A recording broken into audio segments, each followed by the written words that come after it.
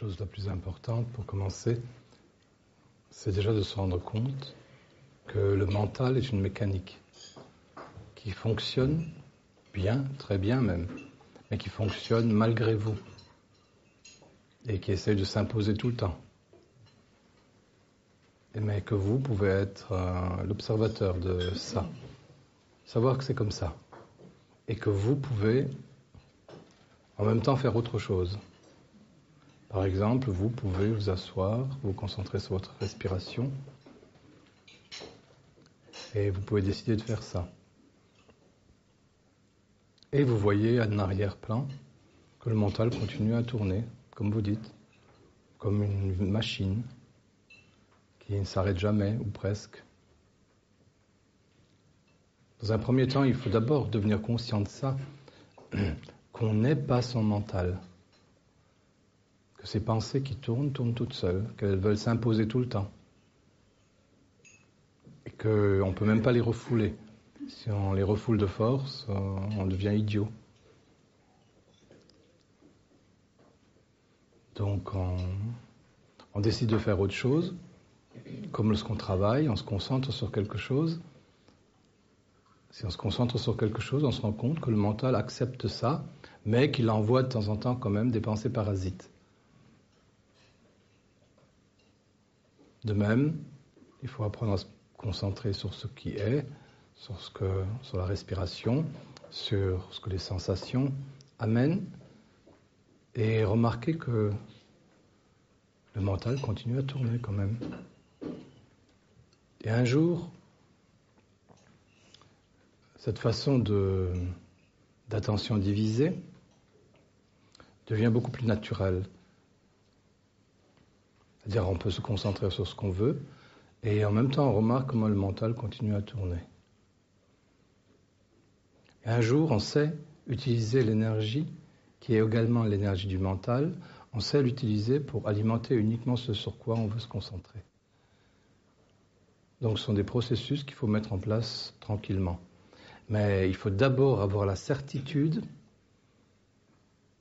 que le mental est un processus mécanique qui continue à tourner de toute façon. La plupart des gens ne savent pas ça. Les gens ordinaires ne savent pas du tout. Et ceux qui méditent commencent à le remarquer, que le mental, avec ses pensées, veut constamment s'imposer. Et à ce moment-là, on remarque qu'on n'est pas ce mental. On peut l'utiliser, mais on n'est pas ça.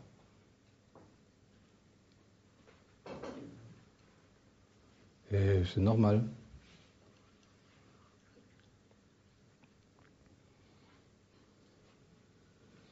Et la plupart des gens vivent uniquement sous l'influence de leur mental. Et ils pensent que c'est normal, parce qu'ils se prennent pour ce mental.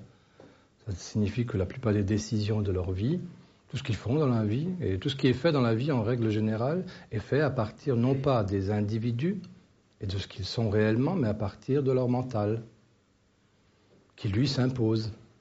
Et les pensées viennent évidemment un certain nombre de son éducation, d'autres, je ne sais pas d'où elles viennent ces pensées, mais ça s'impose. Et c'est comme ça que la vie de la plupart des gens est guidée par leur mental, par ces pensées qui s'imposent. Dans les origines de quelques-unes sont connues, l'éducation et les expériences de la vie, et la majorité des autres, l'origine est tout à fait inconnue. Et l'origine, ça peut être une impression quelconque qui vient du monde extérieur, ça peut être quelque chose qu'on a mangé, ça peut être une intrication avec un de ses parents ou un de ses ancêtres, on ne sait pas. Et c'est pour ça que les êtres humains passent dans leur vie en étant endormis, en étant mécaniques, et en faisant globalement, malgré leur bonne volonté, puisque la plupart des êtres humains sont plutôt de bonne volonté, en faisant à peu près n'importe quoi de la vie. Et en détruisant la vie autour d'eux, en gâchant la vie de ceux qui sont autour d'eux, en se gâchant eux-mêmes la vie, parce qu'ils n'ont pas la maîtrise d'eux-mêmes, de leur vie, de leur destin. Ils se laissent imposer ce destin par ce mental qui constamment les alimente en pensée. D'où l'importance un jour d'arriver à être désidentifié, plus être identifié à ce mental qui amène toutes sortes de pensées tout le temps.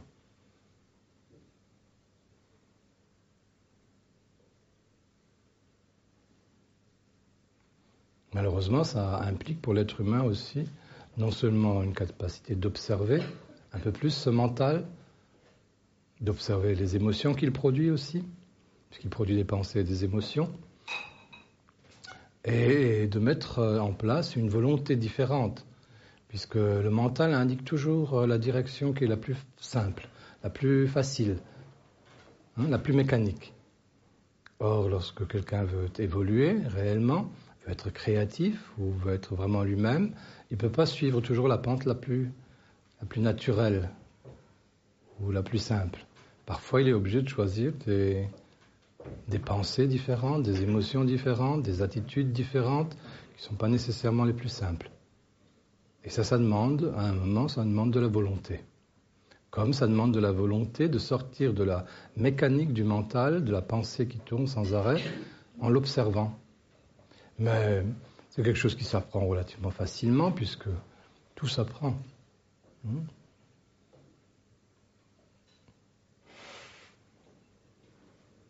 Apprenez à faire du vélo.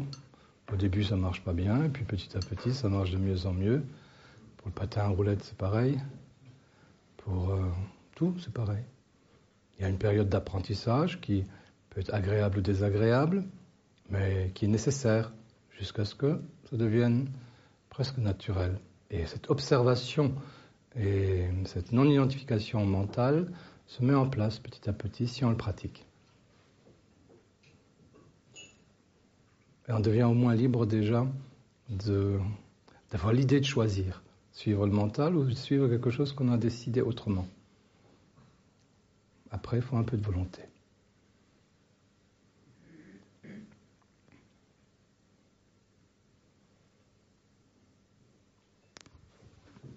J'ai observé que justement le mental était ma cause première de souffrance. C'est quand même ça. Et qui est extrêmement rusé aussi, parce qu'il me fait croire que les pensées qui viennent correspondent à la réalité, ou à des situations vraies de la vie, et parfois elles sont vraies, mais ce qui tourne est faux par rapport. Il me fait tout le temps penser à ça. Il vous empêche d'être en contact de ce qui est la réalité. Et la souffrance ne vient pas de la réalité. Elle vient de ce qu'on rajoute à la réalité. En tout cas, la souffrance intérieure. Il y a toujours de ce qu'on rajoute.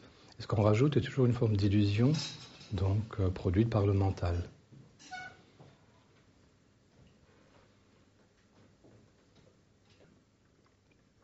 Ce qui signifie que le mental se greffe sur les traits négatifs du caractère, quand même. Il prend appui sur ça, il les entretient de façon permanente et il les anime continuellement. Et donc, il invente toujours des histoires. Et les traits négatifs du caractère croient ces histoires. Donc vous croyez ces histoires.